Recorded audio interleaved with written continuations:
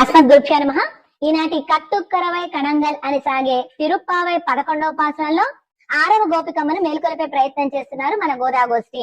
ఈనాటి పాసురంలో గోపబాలిక యొక్క వంశం ఎటువంటిదో ముందుగా కీర్తిస్తున్నారు. ఈనాడు గోపబాలిక యొక్క సోదరుడు కర్మానుష్ఠానాన్ని విడిచిపెట్టినటువంటి వాడు.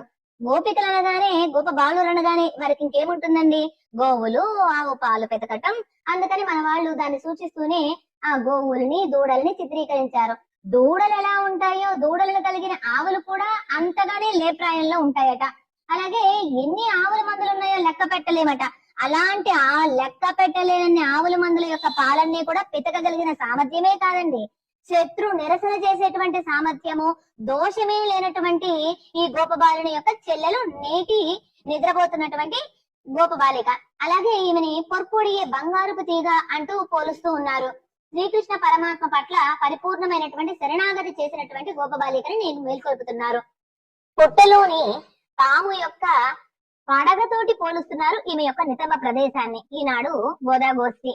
అలాగే ఆమె యొక్క కేశ సౌందర్యం పురివిప్పినటువంటి నెమలితోటి, అది కూడా అడవి నెమలితో పోలుస్తూ పునమయిలే అన్నారు. అందుకని ఇక్కడ ఈ విధంగా చిత్రీకరించారు. అడవి నెమలి చూడండి ఎంత అందంగా ఉందో.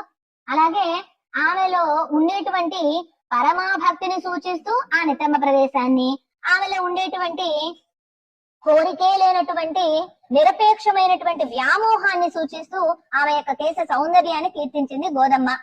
ఇంకా నువ్వు నిద్రిస్తూ ఉన్నావేమిటే, ఉలుకకుండా పలకకుండా లేచి రావమ్మా, ఆ నీలమేఘశ్యాముని యొక్క నామాన్ని కీర్తిద్దాము అంటూ ముగిల్వಣ್ణ అంటూ ఈనాటి పరమాత్మ యొక్క తిరునామాన్ని ముగిల్వಣ್ణ నీలమేఘశ్యామ అంటూ కీర్తించింది. అలాగే గోపబాలుకనేమో పొర్పొడియే అంటూ, సెల్వ పెండాటి అంటూ రెండు తిరునామాలని మనకు అనుగ్రహించారు. గోపిక సంబోధన, గోపిక కీర్తన. ఇక ఈనాడు దివ్యదేశాలని మనం కోవలర్ అన్నారు కాబట్టి రాజమన్నార్ కోవిల్లో ఉన్నటువంటి మన్నార్గుడి రాజగోపాలన్ని మానసికంగా సేవించుకోవచ్చు. అలాగే తిరుమోగూర్ కాలమేఘ పెరుమాళని కూడా మేఘ వర్ణుడు అంటూ కీర్తించింది కాబట్టి గోదమ్మ, అక్కడ కాలమేఘ పెరుమాళ్ళని కూడా మనం అనుభవించుకోవచ్చు అని పెద్దలు సాయిస్తారు. ఆండాళ్ తిరువడిగలే శరణం. అడియన్ రామానుజదాస్.